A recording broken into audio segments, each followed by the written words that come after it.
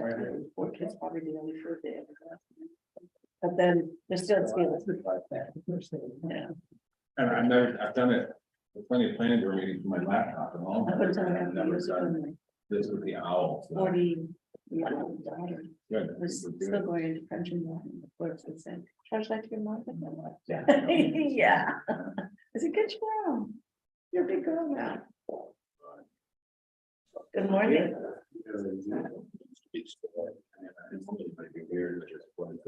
No.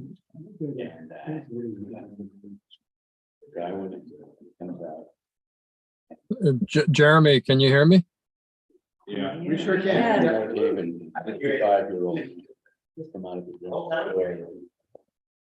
Did he charge to his? How's it going, Elliot? Can you talk Oh, again? all right. Thank you for responding about those 2 piers I asked you about. Sure. I guess we're still. Put him off. There We have a couch for stuff. I do. I do. It is pretty comfy. This doesn't fit the day cool. I used it. It's old. It's an antique. It would definitely. It's an antique couch. It was pretty. Elliot, can you still hear us? No. Yes, So loud. I can hear. Speak a little softly, because we can't turn your volume down. Turn you down. Just whisper. Say something. Say, Turn my volume down. Yeah. don't speak slower. Speak softer. All right, we'll get started then. Good morning, everybody. The October 12th Harbor Committee meeting. Currently, Elliot Thompson is in his car and joining virtually. I think Sophie Romano is going to join in virtually as well.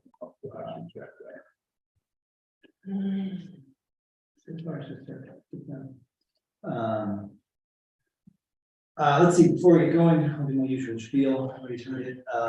This is a public meeting. We are now live streaming on a variety of platforms, I think, and minutes are being taken. So if you have questions, comments, thoughts, please direct them through me and try to keep things moving. Yeah. Let's see, I kind of want to see Sophie. She had texted that she's going to join in.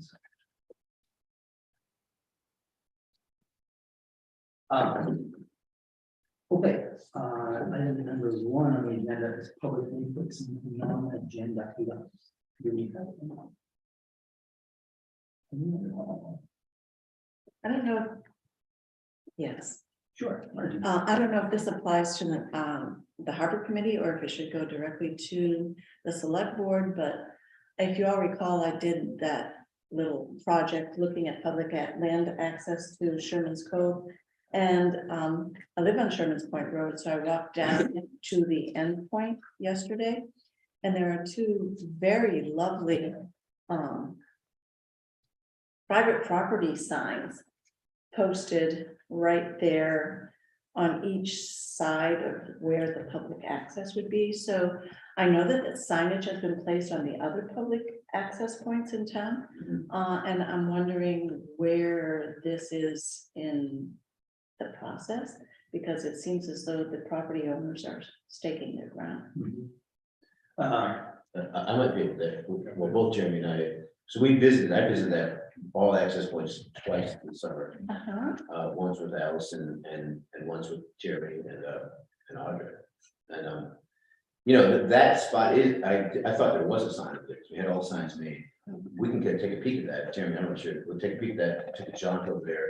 Because one thing we do want to do, Jeremy, is I'm glad you brought it up, is we want to just get the exact north and south. Where are our lines? And then we can, there's a couple of big kind of bushes in the way. Yeah, which, that's just wild shrubbery. yeah, wild shrubbery. Because there's that little, we might think about getting exit steps down there because it's a kind of loose rocks.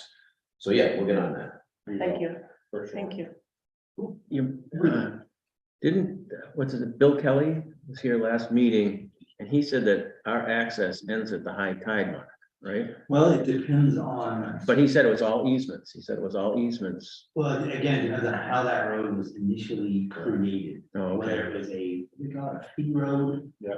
Bought in fee or bought in something else. So it goes way, way, way back to each, so I think it literally each road, they have to kind of figure out how was it created and when, back in 1790 or. And I think that's one we have probably most information on, because that one was litigated.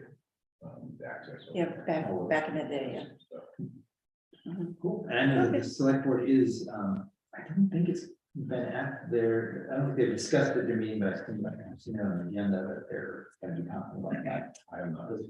Doesn't do whatever it is. Oh, thanks. Anything else? Bob? Really, just a question. Do we have a projected Steamboat Landing float out date? I would say I usually take that out the first week of November, unless there's a storm. Yeah. I try to keep it in about as long as I can for folks, especially if I see boats still out there, but I usually work with Ed Hober and you know. I try to keep it as long as I can. Like, we got the southeaster coming in a couple days. Yeah, But it's only tomorrow. Tomorrow it's supposed to be that bad. I'm leaving them in for that, but Yeah. Those boats have done amazingly well considering their location. Technically, the days and stuff are supposed to be Orthodox, October 15th, that's throughout the whole. Technically. The local folks come to me and kind of look at me and say, and I'm like, I'm taking them out the 24th this year. Like, that's the date where I'm gonna actually take them out. We're supposed to have them off the 15th. I tell them, I'm not gonna get mad at you as long as, you do have the understanding to come in and say, when's the drop dead date for us? And if 20th. it's- and if It's it's, the let's say the morning of the 24th, if it's not off, you're gonna be upset. how do you, if there is a big blow coming, how do you tell people, like, get your dinghies out? Need you on Facebook or something? Yeah, I try to use all social media. We do have some, Liz has we have an email. So we can do a mass email saying, please be aware, here's the forecast, we have a Cat 5 hurricane coming. We can do that. Yeah. We have once. Cool. Channel marker. That one thing good. Channel markers, I leave in a little bit longer. I probably, right after I take single lane floats out, then obviously I get them out now, and then I gotta talk to everybody, getting the boats on, that's comes done consecutively. Cool. Anything else? All right, meeting minutes. Anybody get a chance to look at some beautifully created meetings? Thoughts on that?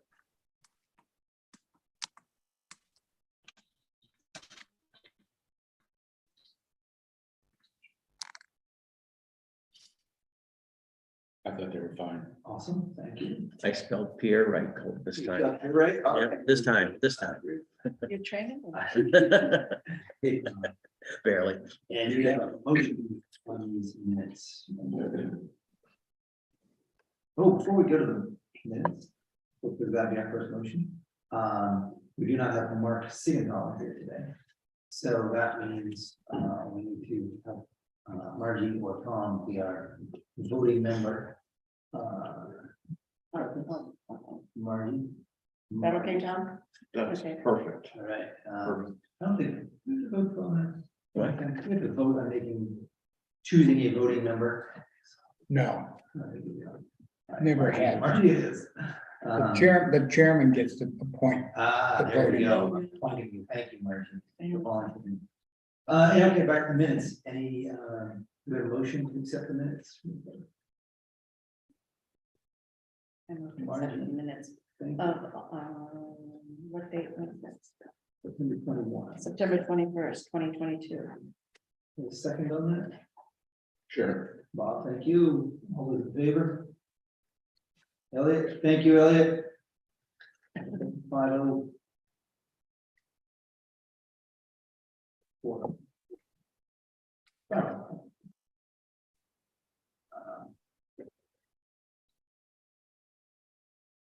Okay, so then, let's see, why we have a short amount of time for this people?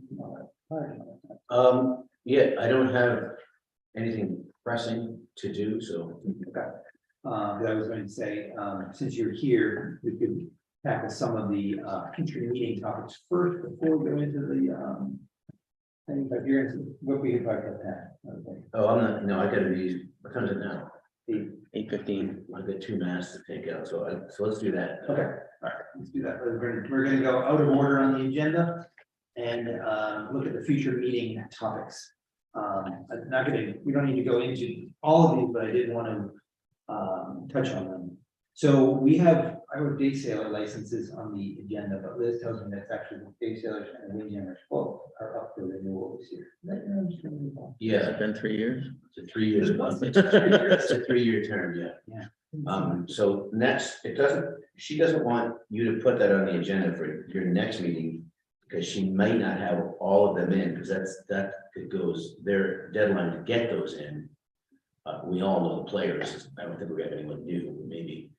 So she wants you to do that 2 meetings from now. That'll land just in front of the select board meeting, so the select board, they can see what we've done, and they can do the voting. Okay, so before then, you will have their reviews that they've done? Yes, Annual reviews? yes, definitely for the next meeting, we can have it all for you, so you can look at them. You don't need to take a vote on them, because we might not have all of them, because they literally have another couple days just after that next day, so. But yeah, because if you couldn't have the, by the November meeting, yeah, if you can have the reviews done, then we'll be able to start that. Yeah. process, and then we'll finish it in December. Do we have a date for our next meeting? Well, we were shooting last time for, November 16th, so I wrote down.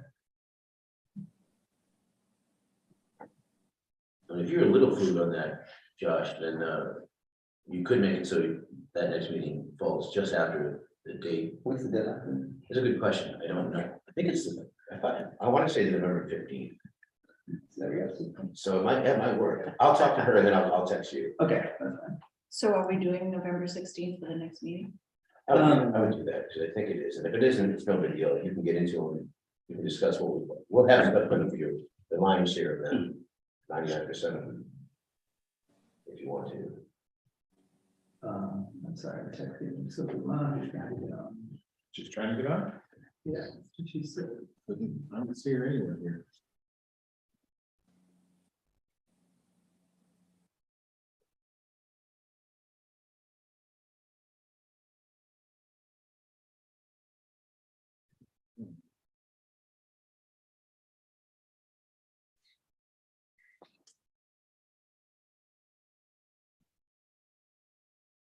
This is where they end up showing if they're in the queue in the waiting room and participants.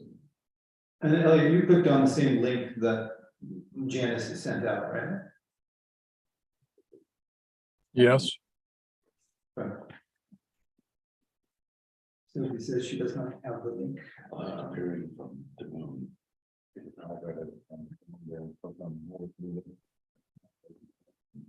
Apologize. Send this link to Sophie Roman right here.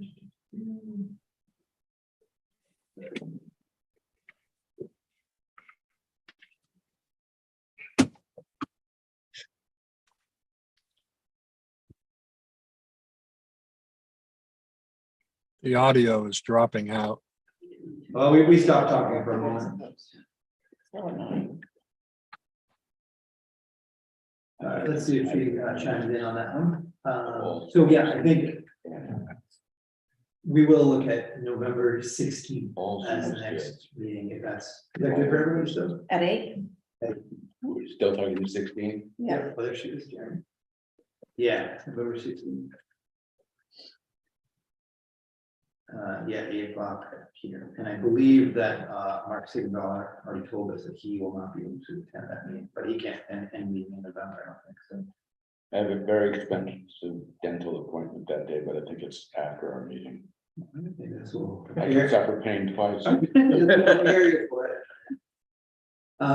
Okay, moving on from the day sailors and windjammers. The dinghy docks. So I understand that you and Liz have an idea for managing the dinghy dock as it relates. Yeah, we got a couple ideas.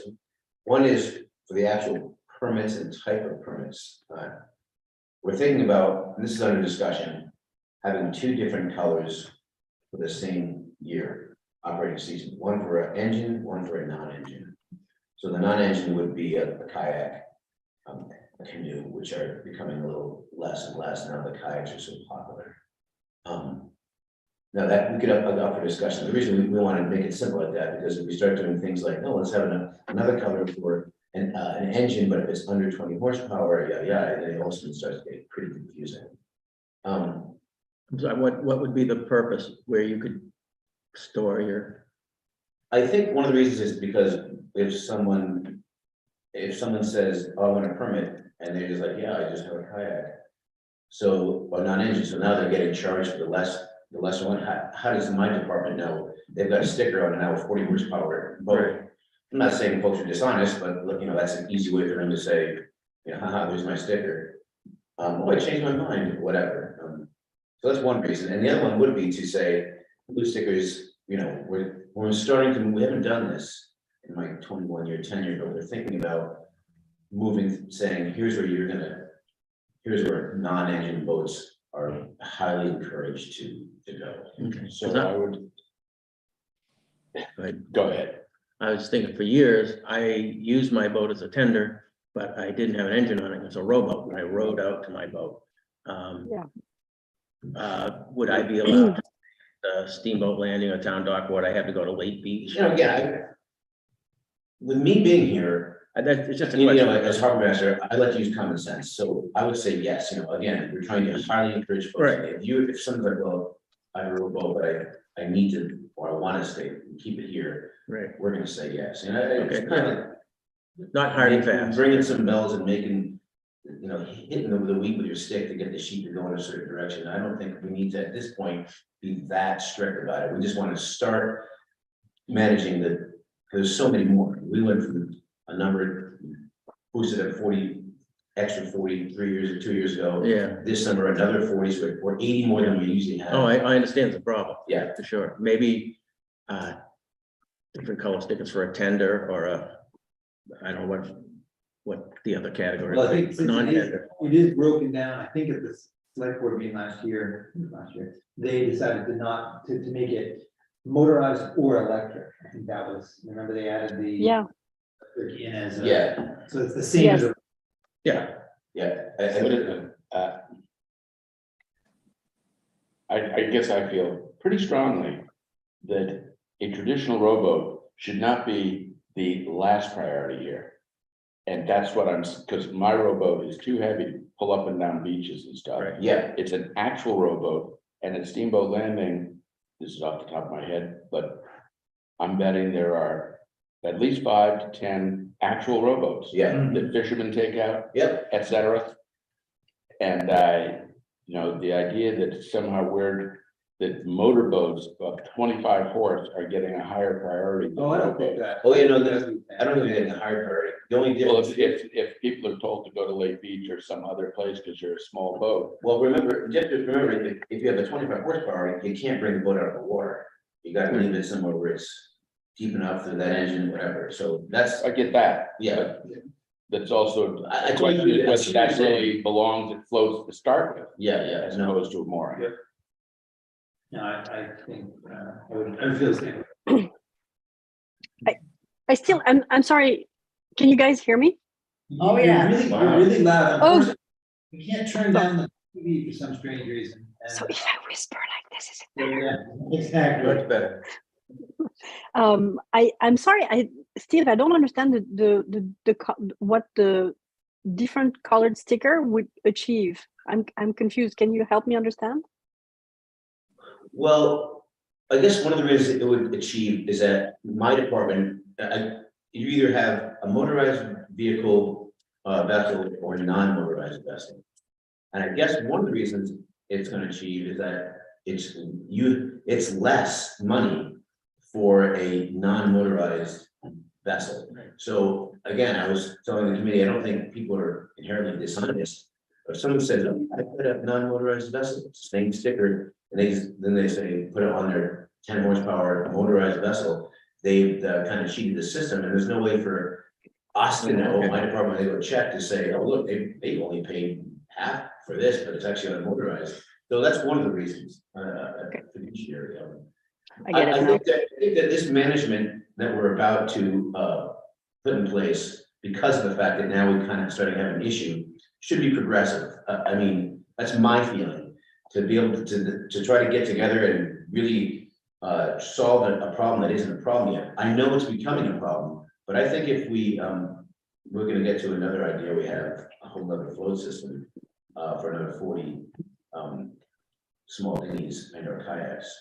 I think if we delineate those two colors, and that'd be one thing, that'll help us to say, hey, you're highly encouraged to put your boat here because you can. These racks, the 2 racks at Lake Beach, I might put another rack at Lake Beach because they're full already. I would love another rack at Lake Beach. I would completely support that. I would also support a ramp at Lake Beach because I think if people could take their kayak, little, Yeah. I don't I know. know how you call them. I still have COVID brain, so I apologize. I'm not going to make a lot of sense today. But if a ramp would be helpful, so people can come just for the day and those things. Would those stickers apply to short tail point as well? Like everywhere we have kayak, even in freshwater? Yeah, I would imagine, but shirt tail, that's freshwater. Yeah. Yeah, but there is freshwater kayaking as well. That up for kayaks and things, that shirt tail. Yeah, so right now it's a different system, freshwater, saltwater. Totally different. Not even handled by. See, It's not like- out really. No, So just for harbor access. yeah. All right, Steve. You want to segregate non-motorized dinghy vessels to Lake Beach? Well, I Lake don't Beach, believe that's what he said. No. yeah, and I don't like that word segregate, but that being said, no, Lake Beach, it's gonna be hard for someone to take something with a 10 horsepower motor, drag it up and put it in that rack, so Lake Beach basically, just by nature, is non-engine light boats that can be carried even without a ramp, like Sophie was saying. It'll make it easier to have a small ramp, and I have an idea how to do that. But right now, it's you know, I don't know how to say this, younger folks that can carry their kayaks up that granite partition thing and slam it into that rack and still be happy. So no, I don't. I think, Elliot, he hasn't, Steve hasn't, formally, if you will, brought forward his proposal yet, but he's just sort of suggesting what it might look like. And it might mean different locations for different kinds of dinghies, boats, but not necessarily where those, we haven't gotten to where those might be yet. So it could be, for instance, I would think, at the public landing, there might be a certain section of the public landing that is for non-motorized craft, and other sections that are for the motorized ones, kind of thing. Maybe it would be suggestion of something to, in an altogether different location, but that would be a different part of that. Okay. So the purpose, so far in our discussion, then, the purpose of the 2 colored stickers is for pricing. Yeah, and regulation, administering or monitoring. Yeah, So you can walk by and say, oh yeah, that's a rowboat or that's a kayak, it's a red sticker. As opposed to, oh, that was a motorized boat, it's got a red sticker. Oh, yeah. If someone's got a blue sticker on a powerboat, then we know that what's wrong here. They're supposed that they paid less and they have an engine. So we could just say, we know who it is, call them up and say, you need to go, go pay your extra money and get a sticker. Do we have, What's the present price difference? Oh, it's not- fair, no, I think it's a fair amount. it's 0 to 5, 5 to 10 or something like that? It depending on the horsepower. actually, depending on horsepower, it goes up past the horsepower, they're charging more. I'm not gonna get into that right now. Yeah. But as far as, let's do a blue with the plus side, whatever, But that's a great segue into our next item, which is the harbor fees. So, oh. I think that's like, Okay, I don't know if we get under this new one. yeah, me too. I don't think that it's. All right, keep going. Yeah. I don't know what would be. Great idea, if anyone's raising their hands, it's a good idea. All Oh, that's Elliot's got his hand up, see? Oh, yeah, he does. Do you still have your hand up? Okay, that was my question. Okay, cool, thank you. That was cool, we learned something new. And the next meeting, I believe, might be December. We'll be doing the harbor fees. Schedule, we have to do every single year. So for that one, I would just recommend that everybody read through the existing one, so we're all up to speed on what is there, if you can get any data to us ahead of time. In the past, I would bring what my thoughts were, and then just go around the table. A lot of times, like, Steve, why do you want to raise this, or why don't you raise this? I give it a spiel. You know, the conversation goes around, and If Liz could give us sort of a breakdown, that would be very helpful, you know, sort of knowing, okay, we're charging them $100 for rowboats or whatever it might be, and we make $10,000. Cruise ships, we make blank. I'd also like to see the budget, how much money came in and how much was spent. You know, in just for the whole department or. Yeah, I mean, that's gonna get sort of a little bit into the budget, Is that- negotiation, that's sort of budget. I know, but process. past years, like last year's, not Yeah. this year's. That way we can Yeah, we should make make it it public records. It's in the, Bruce, the Yeah. budget, the budget is in the town budget that you saw in June, because we haven't, you know, the fiscal year ends in June. So, I mean, we can work with Jody to see what she has, and I think I have something, I can work on that. Just to see how much, but it's pretty consistent, what the Harbor Committee brings in terms of fees. What I would be interested in seeing also, Steve, is what other comparable, and I know it's hard because I know Camden is unique, but comparable harbors charge, because I think to some extent we're a super cheap harbor.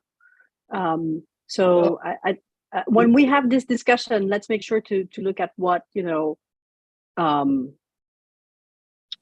Stonington maybe, and Northeast and Bucks and We did a fairly, Elliot and I did a fairly extensive survey, that was probably what, two or 3 years ago, Elliot, something like that? Yeah, a couple of years ago. Yeah, and looked at all the different harbors, really, in Penobscot Bay, we didn't go as far as, we went to Belfast, Rockland, Rockport, you know, really our neighbors, to sort of say, how are we doing?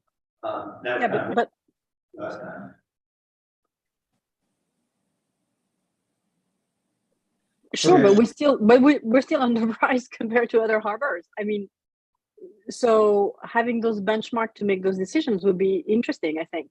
Yeah, we weren't underpriced, at the last, when we did that, compared to those harbors, we were pretty much right in line, that's how we came up with all those numbers. well, Mr. Chairperson, maybe you guys could just bring just bring the information. Yeah. On the next meeting. Right. Yeah. Okay, thank you.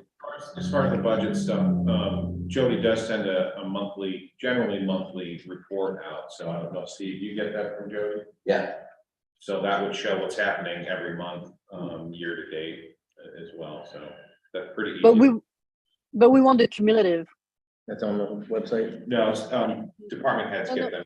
Yeah. Make sure the budgets are where they need to be, and Oh, okay. monitor our budgets, that shows our revenues and expenses Oh, every okay. month based on department, so.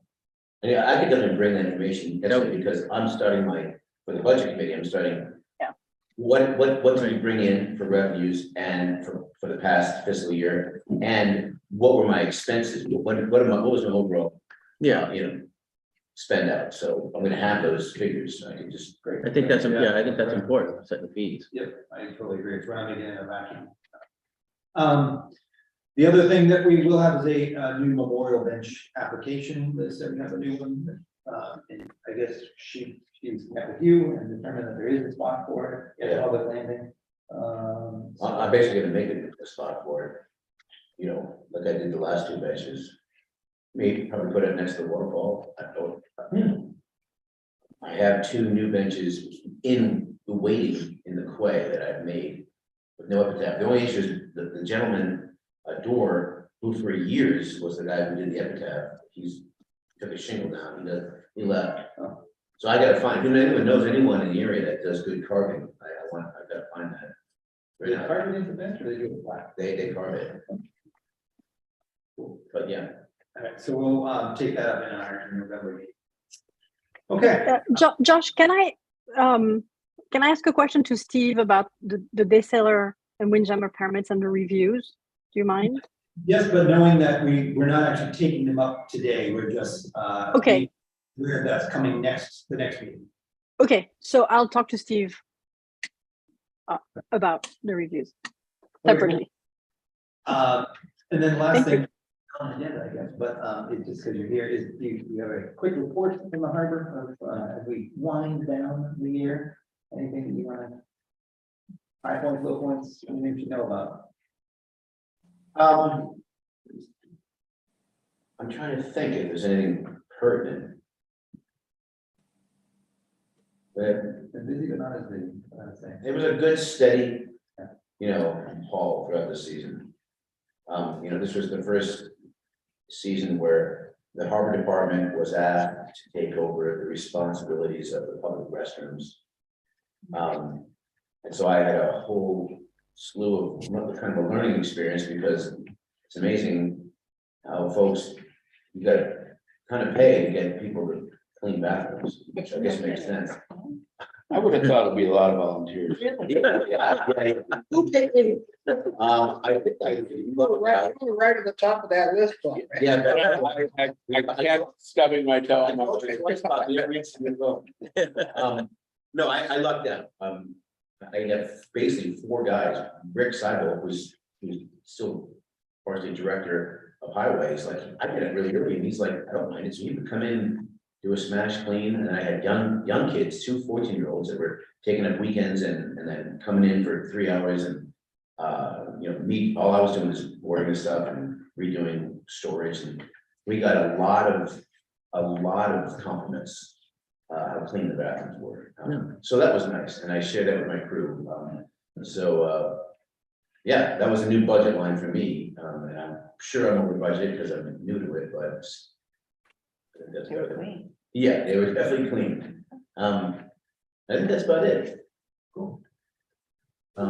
See my hand there? Oh, yeah, go ahead. Steve, did we have any cruise ship visits this year? Negative. No. And Elliot, just while I'm talking, you had made some comments and a review on steamboat landing floats early in the season. I had my crew go over a lot to check. I put new cleats on. I tried to clean those up. Remember, they're 21 years old. I know they're definitely showing signs of wear.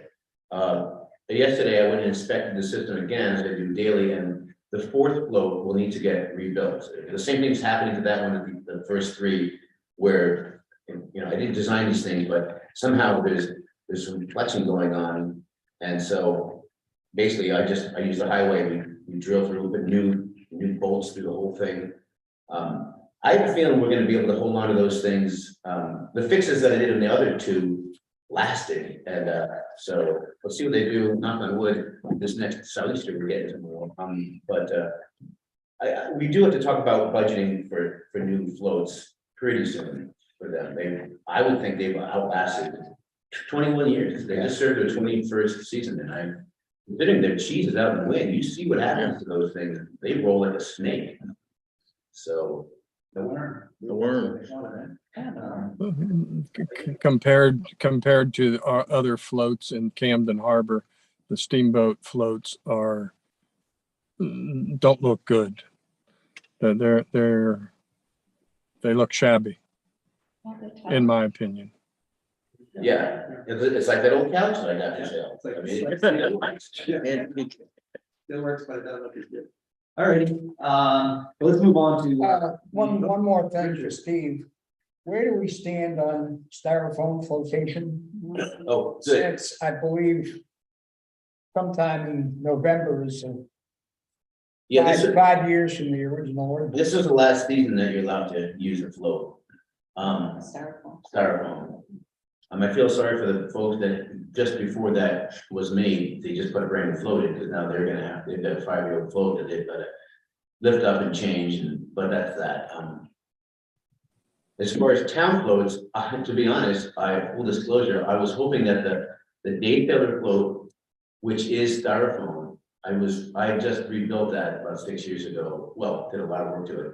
I was hoping it was, you can't even see it's styrofoam. I was hoping I could, There are some in the inner harbor that you can't tell. you can't tell, no. Well, the I base of the float- drive around, the- there's 4 or 5 that. You know, for right now, I want to just talk about town overflows. Okay, That system, I was hoping, and I told Audrey this about 2 weeks ago, I said, I was hoping that we could keep that for another year.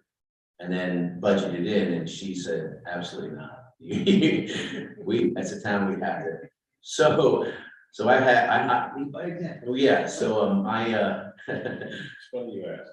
yeah, I've got custom float down there, Henry, Renault came and I had a quick meeting with the day sailors, we're gonna rebuild that, he's should have a quote for me, in a couple days, so then I can say, Audra, where's this money coming from, because I didn't you don't have. I didn't particularly budget for it, but I'm sure we can get that, but yeah, What about the dinghy float up against the bulkhead? that is as well, that we're gonna have, he came, we're keeping that the same exact dimensions. I think we might actually make that, it's like 8.5 feet, we're gonna make it 8 feet wide, but the same length. Yeah.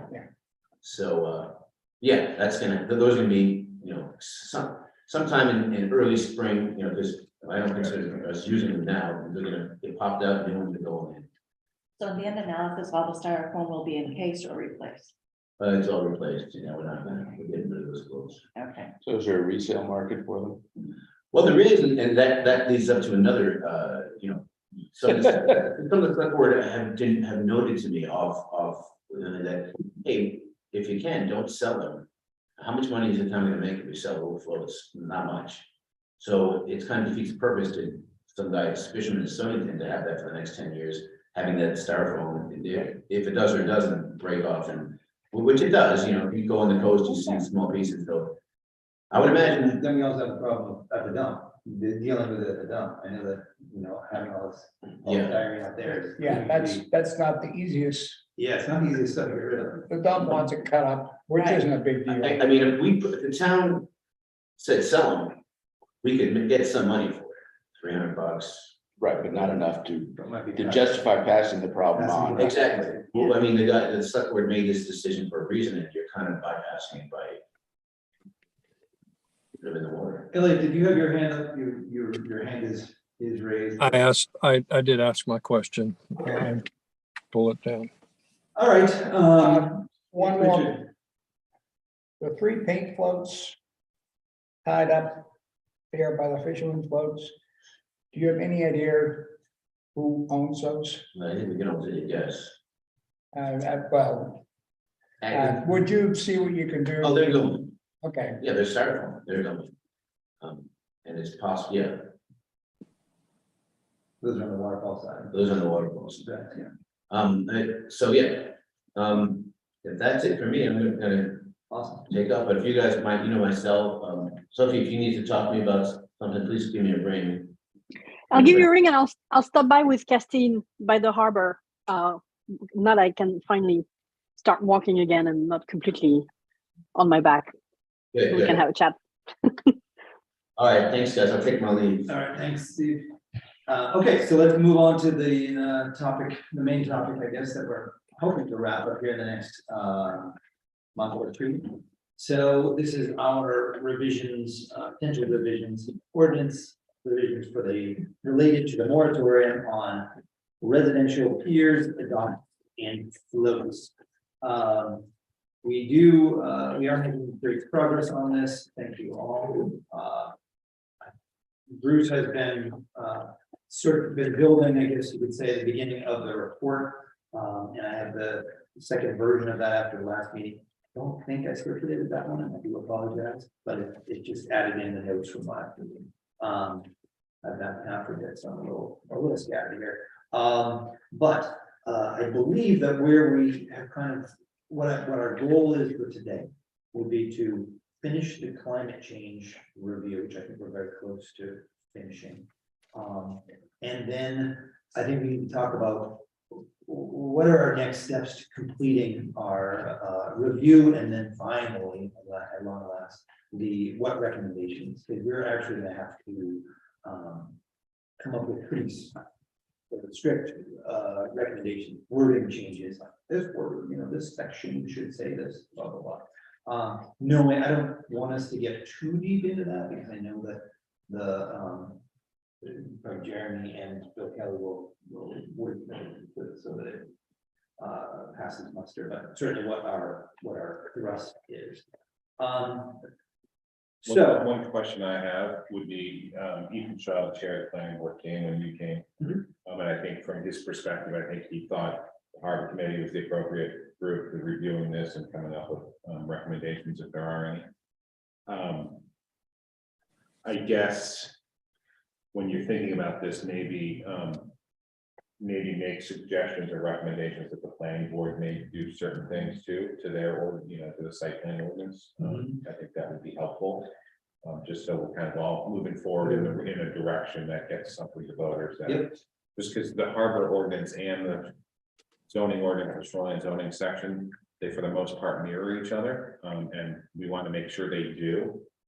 There are some differences right now that I'd like to make sure they match up together, but I don't want to, we need to make sure we're going in the same path, so that as your recommendations are put forward, we can also move them through the planning board process as well.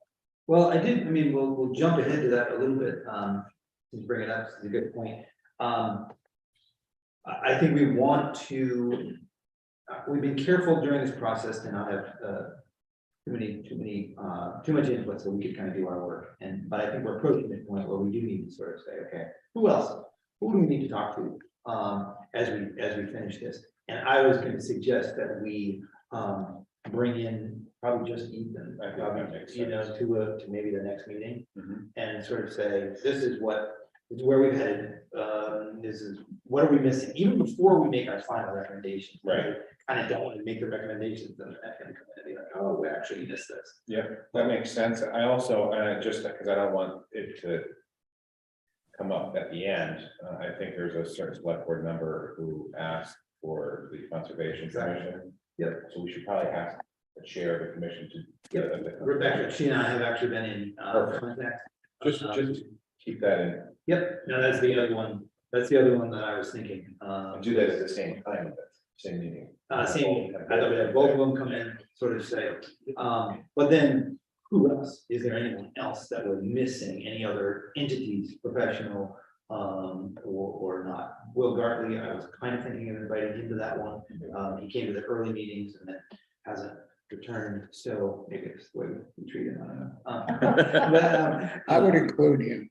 I think it would be helpful as we wrap up. Bob? He probably understands that better than any of us. We let him invest the brain cells to study it. Partly question, partly suggestion, but the question is, so is it the next meeting or the meeting after that, which starts to run into other business, that we actually have the ordinance out?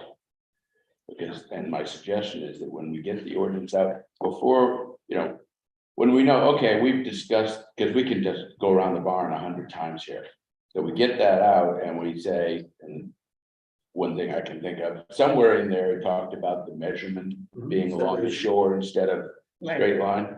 So we find where that is and we identify that, well, that's a suggestion. We don't have to have the number, we don't have to have, but just a specific concept that this part needs some thinking. And that's the meeting I would suggest that Ethan be at, not come after that. Right.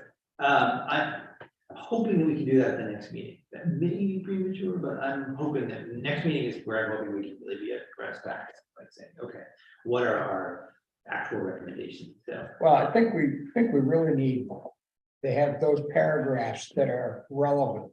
And at that same, we don't need to dot the i's at the same time. But we should, if we had know what we're talking about, like which sections we're talking what about. sections we're talking about. Yep. Because we could spend hours, days going through 80 pages and just trying to find every last place that might refer to something here. And we don't need that. Right. No, I totally agree. No, that would be Bill Kelly or Yeah, I think that's myself. Other Bill would staff. Probably do that. on board. Identify. Yeah. The right, once you identify that we need to Do work this. on this. Well, there may be 4 other places with references and Right. blah, blah, blah, which we don't need to get into. Well, but so that's a good point, because.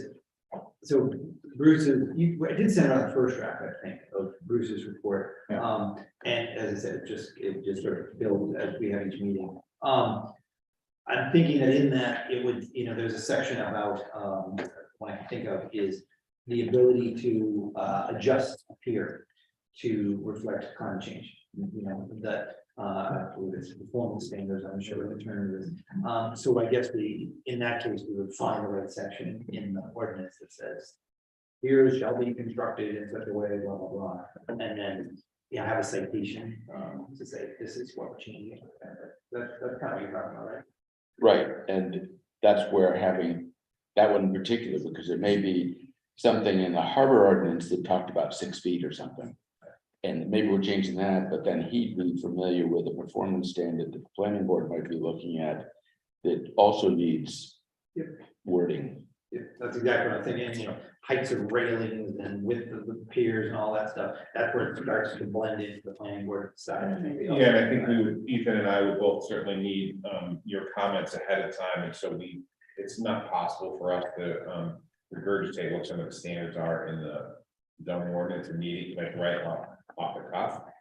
At the meeting. Right, well, I think that I see it as, let's just say, next meeting, we know we're bringing our ordinance with us and not leaving it at the foot of the stairs. That we're gonna go through discussing this, but that doesn't mean that we voted on something, because there will be a meeting after that, and that gives you and Ethan a chance to react to, oh, they didn't just talk about it, they're actually suggesting something, so now where does that go? And then we come back and eventually say, this is what our real recommendation Well, is. yeah, I think it's those recommendations, and then Bill Kelly, Ethan, you guys will look through and we look through each ordinance and see where those recommendations or those subjects or topics that you're talking about, where they are in the ordinance, and then we would then draft those changes based on your recommendations. Right, but for our thinking, I think we need to come down out of the clouds and Get into the book. be in a small drone level. Yeah. Yeah. So I think that's a great point, Bob. So for the next meeting, let's all read through the Harbor Waterways ordinance, and bring with us on the stairs. And we'll take the report, and Bruce and I will have it in a more finished format. And we will start to do those exact things, say, okay, section 8. Yeah. dash blah, blah, blah. Well, looks like Elliot has his hand up. Hello, Elliot. That is correct. Josh, is our goal to consider revisions to the entire harbor and waterways ordinance, or only those parts pertaining to piers? Only those parts relating to residential piers, floats, and docks. That were impacted by. That were impacted by the moratorium. This review that we were asked to do by the select board was directly and specifically related to the voter approved moratorium. So, Well, aren't we also talking about I don't even know what we call them, the unattached floats, not the floating floats. yeah. We talked about. Piers, floats, docks, and other green structures, I think they call it, something like that, yeah, whatever is, the way it's spelled out in the moratorium. That was probably my. Yeah. So, okay, so that's, now we know what we'll do next meeting. But that's, I think being fluent in the Harbor and Waterways ordinance will be helpful, though we'll leave the actual citations to you guys. So we basically had finished last time for the climate change review as it related to piers. Am I correct in that? Is that what everybody felt that we had addressed the impacts of climate change? I felt like we had a good, I don't know, that we had addressed sea level rise, but maybe not, maybe we hadn't addressed the storm surge, which may be the more important thing I Yeah. can't speak this morning. So meaning we had addressed the height issue, but not the. And that may be the same thing. It might be the same solution. for It both. might, although I thought a little more about this after Tom raised it at the last meeting, that I do think we're gonna have to, this is, we're gonna begin to blur the lines perhaps. But talk about like the breakwater proposal, because that is relevant and we can't just ignore it, because that does impact the climate change and storm surge aspect directly. So that being said, that's a long project. It's a big project, but that may become, I'll just say, I think that will become a recommendation in this thing to consider, for us to consider, not to make. Say that, but for us to talk about. Yeah, I think that some of the issues that are becoming relevant to us, such as surge, and they're items that need to be considered going forward. But we have to keep the focus of what we're doing narrow to the point of what did the moratorium address? Right? Not what rabbit hole could we go down because of it. And only look in terms of how are we going to make changes that address the moratorium. We may make notes and sidebars that say, hey, we need to set time aside to look at these issues further because they are relevant and they came to light because of this. But they're not part of it. Right, they're not part of this. And that's a difficult thing to do, because you can start throwing a lot of stuff into this that doesn't need to be there. We got to keep this lean and mean. It's worthwhile stuff, it's valid stuff. Exactly. Oh, we're not. I'm not sure I get I think you The mean stick limit- to the assignment. Yeah. but Yeah, I'm not sure. pretty much. Yeah. Was the assignment really to grade their paper in terms of rationales for the moratorium, or was it? No. I didn't think that was, No, there is a What we're doing. moratorium. It exists. Okay, and there are certain, it's in black and white. Yeah. Whereas. So let's address those. Right. Go down the list. Are they something that we can make a decision about, we can make a recommendation about, and are those items that are on that list specific to any part of the ordinance? And if they are, we don't have to go hunting for this section because it's part of the moratorium. It'll direct you exactly to the paragraph that we need to be working on. So it would be almost a better exercise to look at the moratorium and say, what does item 1 apply to in this, our current ordinance? And how do we need to alter this to be able to? Right. Well, I think, Address it. yeah, I hear that. I think the first meeting or two, when you discussed the moratorium or how you were gonna approach it, you divided it into 4 different categories. Yeah. So I think if you focus on That's what that we're leads looking you to those 4 categories and then focus right there and stay there. Essentially, those 4 categories essentially broke down the moratorium. Well, what is, without delving too deep into the whereas. I mean, and I'd be hesitant to not go down, I mean, you don't wanna leave something like that, I mean, think what the moratorium said, right? The moratorium is pretty specific, it says that we don't have language in our ordinances enough to protect the town from the impacts of these residential pier stock. So I think we wanna make sure we say, or you say, this, we are good, and then when it comes to this item or this subject matter, and to address this, we should recommend this.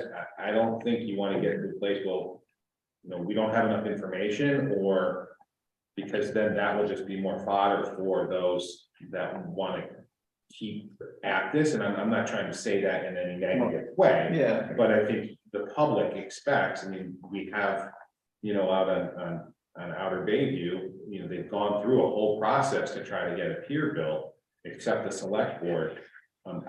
The public expects, to be able to either wrap it up so that either people can do piers and floats and docks, or they can't anymore. And we need to direct that and focus that. Otherwise, I don't want this to get into a litigating situation with the property owners either. But I think you guys are doing great work on focusing on the moratorium. So I guess in terms of, back to that last topic, the climate change, that was the one that I felt that we haven't maybe addressed in terms of non-piers, the call non-piers, everything else, every other structure. So this is the floats, docks, and other structures. We've talked about resiliency with the piers themselves, making them able to be adjusted, etc. What about the docks? What about other structures? Like, I don't know what they'd be. That's exactly kind of what I was thinking. I was like, what are we talking about here? I mean, I guess the gangway, like technically the pier is the fixed part. The float is obviously what a gangway leads down onto and goes up and down over time. I suppose, yeah, I mean, I guess we could talk about some of the residential docks out there. Piers have gangways that get raised up, and then during a storm, you know what I mean, and then the dock can just float. Makes so the tear itself apart during a storm. one question I would have is, we talked about sea level rise. And superficially, I think, okay, so high tide is now 10 feet instead of 9 feet. But does the actual, because this came up with Will, I think, about angles of, does the amount of tide stay the same? Or as there's more water out there, does a 9 foot, Does the range become bigger? right, Yeah. so we become Nova Scotia? I don't believe so, because the moon and sun's influence is the same. That's not changing unless, except for the orbits change, but I don't believe that the tides will be higher. It'll be Right, so when, at the the point of my question is, mean height. if we raise the superstructure, have we checked? Or have we only done half of these? Right, we create a problem so that the Yeah. gangway is like super steep.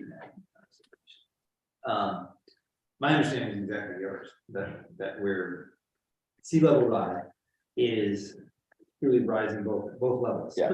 The lows. Higher low, higher high. Higher lows, higher highs. You know what I mean? That's Right. That's my understanding. So I don't think we have that issue. And well, sort of related to that, when we quotes talk about storm surge, because I've certainly watched a lot of storm surge in the last few weeks, because the place we've always rented the complex got fairly demolished, and then you watch the pictures. And, it seemed for the most part like it was the power of water coming in. It didn't actually come in with huge breakers and power. It was simply that it raised it, which makes me think, well, storm surge, sort of like the tide question, storm surge is not that much worse. It's just happening higher. Yep, but it's impacting things that are not normally subject to the water, to the ocean's influence. Yeah. Well, the other thing is, in Florida, where you've only got a couple of feet of tide to start with, you throw 10 feet on top of that. Pretty dramatic. Right. And it doesn't matter whether it came at low tide or high tide, whereas around here, when your storm surge occurs in the tide cycle, it makes a huge difference. Well, so what about floats? Let's talk about floats for a minute, which are, I guess, defined as So section 8 of the page 37 in the ordinance addresses floating ramps.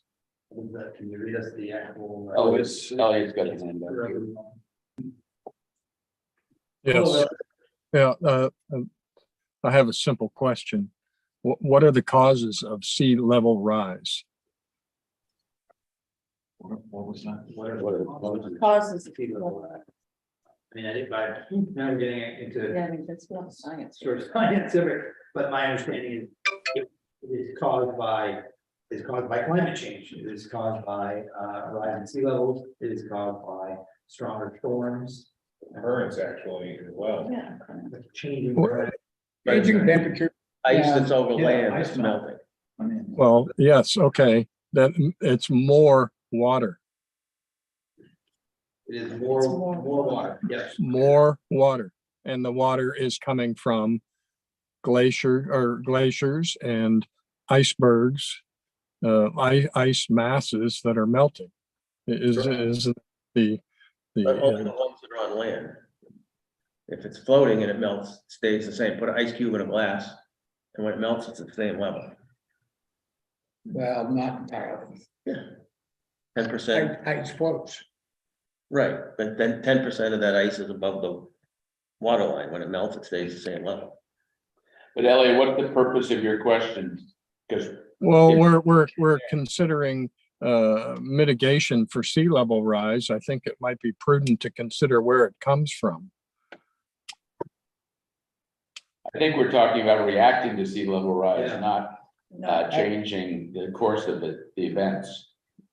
That's beyond our purview, I'm afraid. Yeah, we are measuring it now for last year. We're gonna I think continue. Okay, might it not be useful to know where it comes from when you're trying to deal with it? I'm not trying to be obtuse here or anything, but I mean, where's this water coming from that's rising up? We're saying higher temperatures, okay? Higher temperatures, what does that mean? Does, where's the water coming from?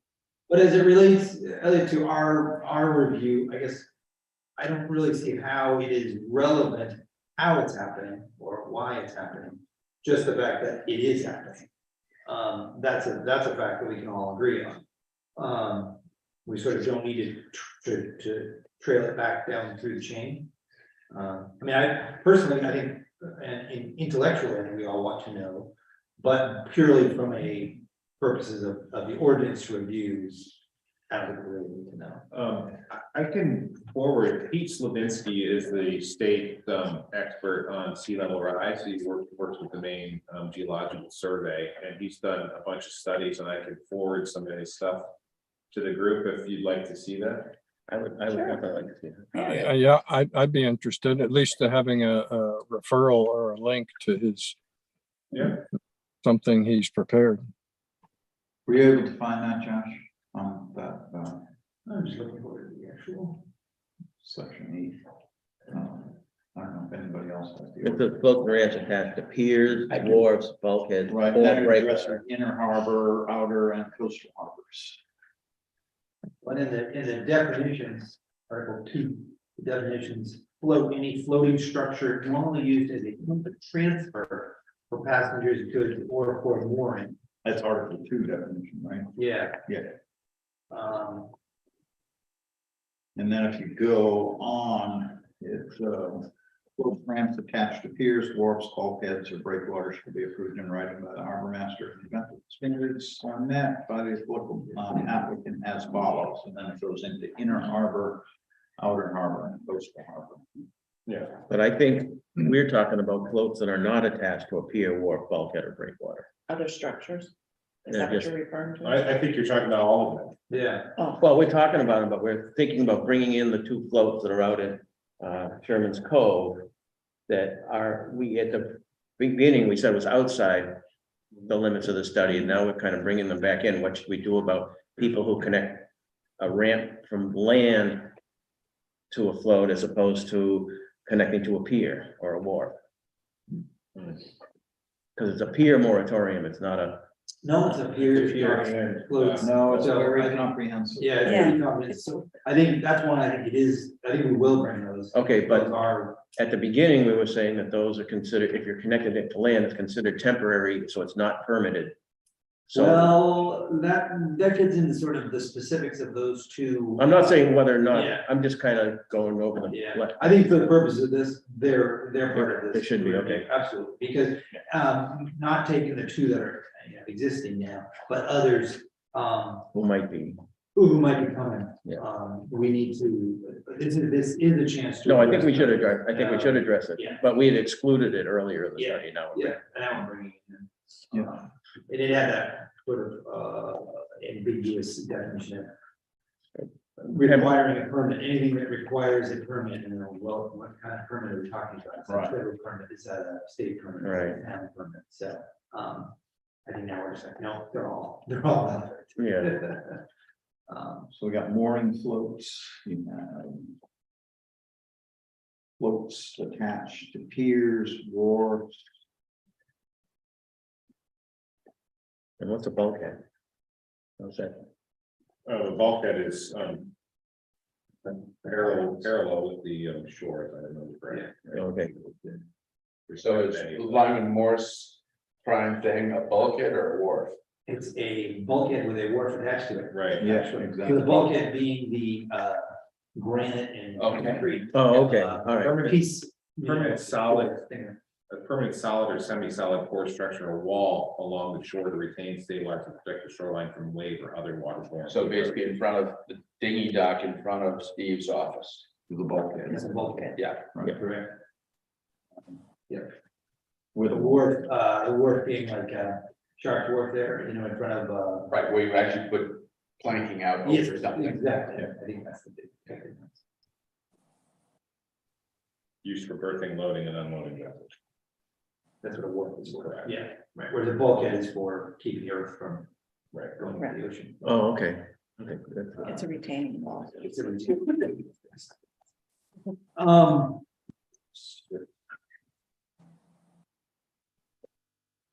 I would, for ease, just so you know, the town now on the website, we have E-code 360, which is our municipal code of ordinances, is very different than it used to be. You can go online and now you can search, you can go to the harbor ordinance and you can do a search for floats. And everywhere floats is in the harbor ordinance, it shows up. It's a really slick way to search through codes. So that's available now. I would recommend using that if you can. It's a lot easier than paging through and making sure you're finding every Right. space where there's a reference to a float or a pier. Do we, so I guess, do we feel that, our review so far has adequately reflected non-pier structures, docks, floats, moorings? Is there anything that we can think of that, in terms of the specific recommendations we might be coming up with? And we've come up with some, I think we all have talked around, if not formally, the forward recommendations for piers. Are there any that relate to floats and docks? I don't feel that we particularly, if we think about the floats that are like mooring floats, my understanding is we're not actually looking at those, and those are, especially after climate change, pretty simple, more chain. But in terms of everything else we just discussed, I haven't, especially in terms of climate change, given any thought to, and a ramp going down to a float from a pier. That's a matter of sort of geometry and engineering. But how bulkheads and wharfs fit into this, and whether there's, my guess is that the only real possibility is that someone will need to rebuild something. And then the question becomes, what's been grandfathered, or what should be grandfathered. But in terms of what to do about it, I don't know. I haven't thought about it. And we're talking about a maximum of 4 piers in the coastal harbor. I mean, in the outer harbor. Maybe more in the coastal.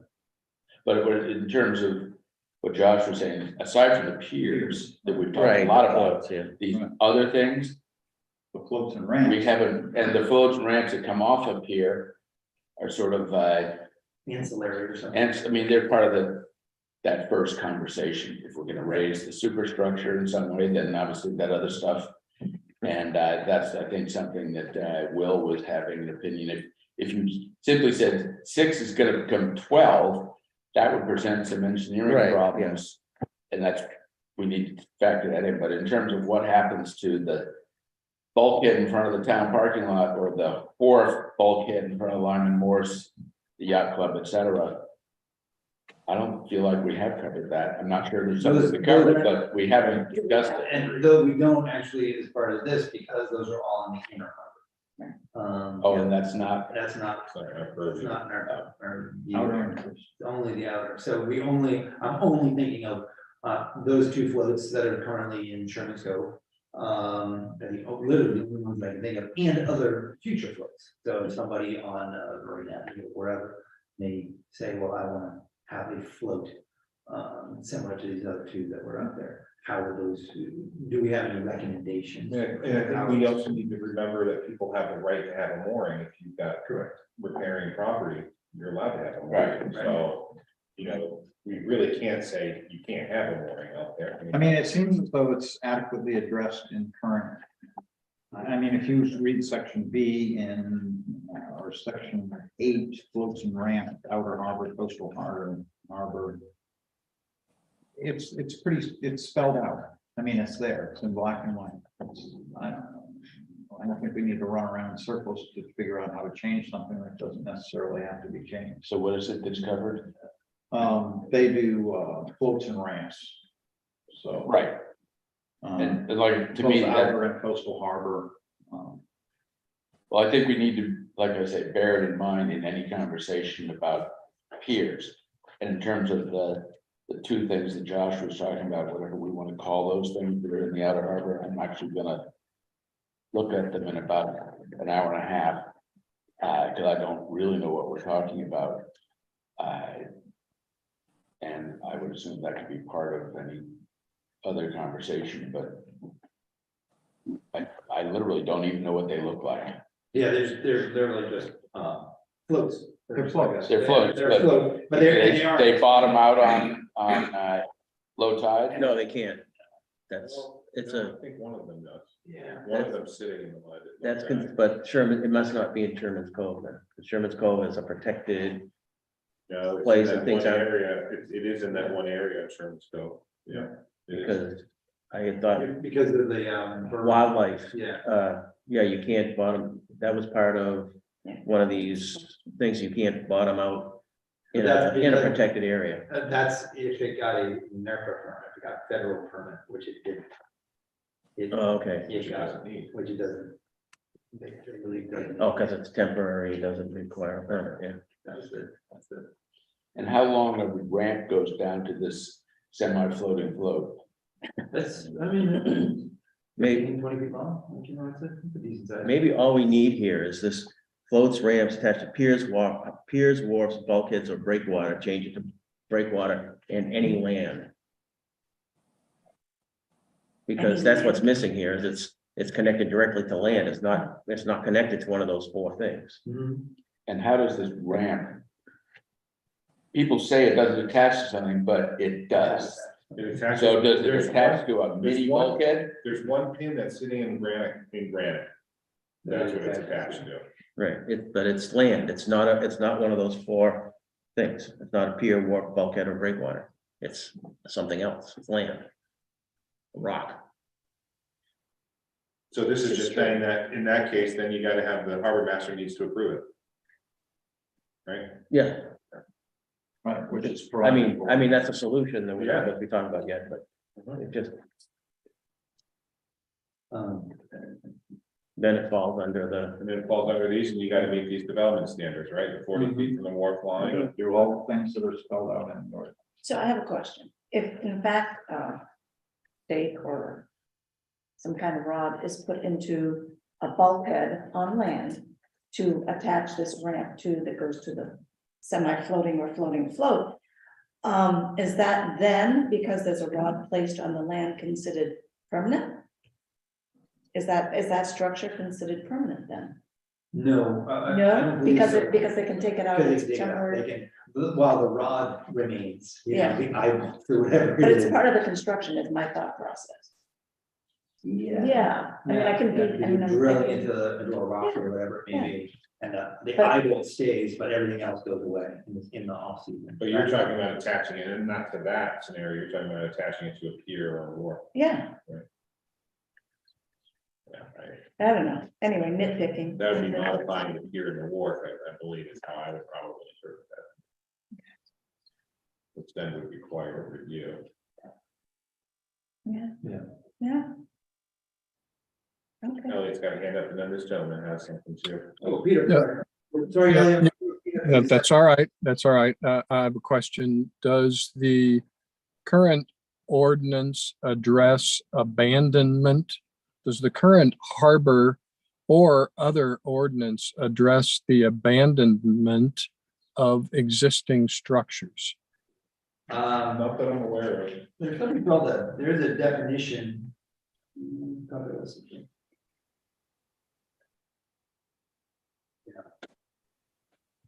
I don't know. It does do some talking about vessels. There's- Being abandoned. Yeah. and dead ship, Yeah. stuff like that. Is it relative to is this I don't somehow think related to the moratorium? No, I don't believe So so. then move on. Oh, Hold on a What's- second. it's a moot point? I'm not under, If it's not addressing the focus of this discussion, which is the moratorium, then whether or not a float is abandoned or a boat is abandoned or anything else. Well, if it's a float that's abandoned, then that would be part of the moratorium. That would be relevant because we would have to address. Someone would have to technically address a float that has been let go. Like if these guys in Sherman Cove, one of these two were let, moved to Oshkosh, then. And that thing sits there all winter. I would. No, the moratorium is building new structures. Correct. It's Right, not, we're talking it's not about ones that are sitting construction. out there now. Right, but we're talking about, but if after the review of the moratorium. A new float is proposed, just like a new pier. is Right, proposed. oh, okay, then, You see what I mean? Then it would be, Yeah, then it would be relevant. what are you gonna do if, You know, yeah, what are you gonna do if somebody proposes a new one, builds it, and then. abandons it? Abandons it. So I don't, it's an interesting question because there's not a provision in the ordinance, I don't believe, for abandonment of a pier, you know what I mean? Because. I mean, the property owner has, it's their pier. Right, Right, I sell the property to Joe Smith, now it's Joe Smith's pier. exactly. Yeah, but we've seen here, realistically, is it gonna happen in Camden Harbor that someone has a storm that damages a pier and someone can't afford to fix it, or the new owner doesn't care, and the next thing you know, you've got cribbing and stuff sitting out there with no obligation to do anything about it. Right. Chances are in Camden, if you have the right to have something there, someone's gonna fix it before, but they're usually with like non-conforming use and stuff like that, there is some period of time that they have to get it back in gear. Yeah. I mean, you could probably, and this is something else, we could probably just add some section on. Very small section in the ordinance about abandonment of new piers, docks and floats, et cetera. And all existing shall be, we can come up with some wording for that. If you'd like, I'm not sure it's relevant right now, but we can work on it. I mean, there's lots in this ordinance that should be looked at over time, but. Not all of it is associated with the moratorium.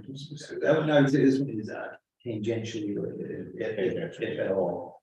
Peter, sorry, we went. So you were asking before, what are other structures, and something that dawned on me, you considered slipways. Slipways and railways. Marine whale race is in the Sort of an ordinance. old Yeah. methodology Yeah. for hauling and launching boats, but I see some people building them. Yeah. Well, there's a abandoned railway that sticks out of the harbor now. Yeah. Yeah, And isn't there? And there's a working one too. and it's a working one. It's in the inner harbor. Mhm. so- Yeah, I remember. In the outer harbor, there is in the ordinance, there is a provision, section 9, there it is. that you can renovate or alter existing railways, but you cannot create a new one. Right. If I agree with you correctly. Right. Yep, Um, section 9, you know. Right, so you can renovate, this came up a number of years ago. There was proposals for a railway in terms of. But I think to your point, I think it's adequately covered under section 9. Yeah. I hadn't heard any discussion of that particular. Yeah. Structure. So Yeah, that's another one. Yeah. What's There, that good, name? the other. What? That's Peter Cloud. CLAPP? I don't know why I never knew that. I don't think it'll go in the notes. You just want pearl. Yeah, yeah. All right, well, what else? I mean, I feel like we kind of circle this wagon. You know, now. Do we have anything else that we want to discuss? I feel like we're gonna be a little more prepared maybe next time. I do apologize. Quite a little bit around, but I think for the next meeting, we will have a full draft of our report. Okay, We won't have recommendations, because I think that would be premature at this point. that'll be a blank section. Blank sections. Blank section. Is what I'm thinking. Because we've broken it down by these categories: this density, habitat, public access, and climate change. And then, as you saw last time, we break it down and say inner harbor versus coastal harbor, like there are changes, and oftentimes there are not. And then I think what we'll do is we'll add recommendations for changes in each section. Okay. Here's the synopsis, here's what the basis is for this thing, and then here's the final. What else? So we're still sticking to the 4 categories: Yeah. density, habitat, public access, climate change. Yep. As related to Piers, docks. pier stock slopes, inner harbor, pier stock slopes. Outer harbor. I mean, outer harbor. Okay, Okay. so if I were to look at the moratorium and then go back and look at the ordinance, taking those 4 categories into consideration in both outer and coastal. Yep. I should be able to draw A line. a line between which paragraph is relevant to us. Yep. And I It's would gonna be say, a I mean, literally, time-consuming project, however, Yep. we have a month to do that. Right. I have leisure time. Absolutely. And it's only a portion of this ordinance that covers those things, so I mean, this is. not- Yeah, no, no. Yeah, it's- No, actually, the more you read this thing, the more it kind of becomes embedded in your mind. Yes, yeah. I mean, it's Yeah, so in terms Probably of, 10 pages. not all that Right. complex, no. in terms of homework, I think that it would behoove us all to reread the moratorium. So that we've all read it. I don't know, but so, read the harbor and waterways ordinance. And read the document that Bruce sent around probably next. And you have an update to it, right? This will be the updated, yeah. The updated. The updated. Because I got You got the first one? Yeah, that was 9/10. We Yep. did that. And then we did another one after the 9/21 meeting. Yeah, that would be great. And then, but we'll do one even with days. Yeah, it might take me a while to get these this time. We're taking off for a week. Oh, okay. No, I can't take it. You can't Nope, go cancel, ahead. cancel. Cancel that. Yeah, so Reschedule. And we the whole will, wedding will have to get called off now. I will reach out Oh, and invite Ethan Shaw from the planning board to the next meeting. Will Gartley and Rebecca Jacobs from the Conservation Commission. To the next one. If anyone thinks of others who ought to be invited, a little leery, I haven't too much. what's Rebecca's last name? Regulated statements, too. Jacobs, and what about Ethan? And he's on what committee? Chair of Planning, the planning board. planning, okay. Yeah, she's the chair of the Conservation Commission. And I can look that up. And I'll try to get you that piece, that stuff, Pete Slavinsky, on sea level rise. That would be great. Oh, and what was the third one? Planning, conservation, and, Will. oh, Will Garley. And there is a section in the ordinance that if someone is in violation of aspects of the ordinance, such as abandonment. Such as what? Abandonment, Abandonment. which would thus create a violation. It's no longer being used for the purpose for which it was intended. Right.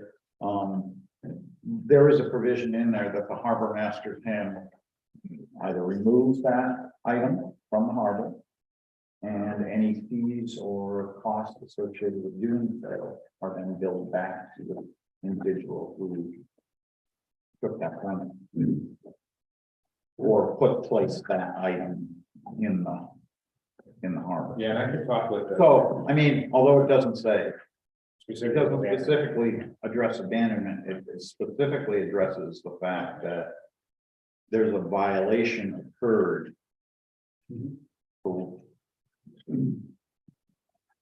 And abandonment may constitute a violation.